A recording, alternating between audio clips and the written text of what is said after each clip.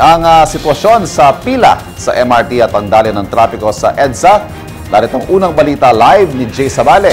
Jay, kumusta dyan sa area mo? Ivan, sa mga oras nga na ito ay back to normal na yung biyahe ng MRT. Di tulad nitong bakasyon, no, pakikita natin sa inyo. Sa ngayon, may kahabaan na nga itong pila. Mula rito, papunta naman doon sa may southbound or sa may, papuntang southbound ng EDSA. No? Ang sabi ng ating gwardiya rito sa MRT, ang nangyayari kasi ay queuing. Kumbaga pag puno na yung platform nila sa itaas, ay pinahihinto muna yung mga nakapila rito hanggat maging klaro yung mismong platform saka sila nagpapaakyat.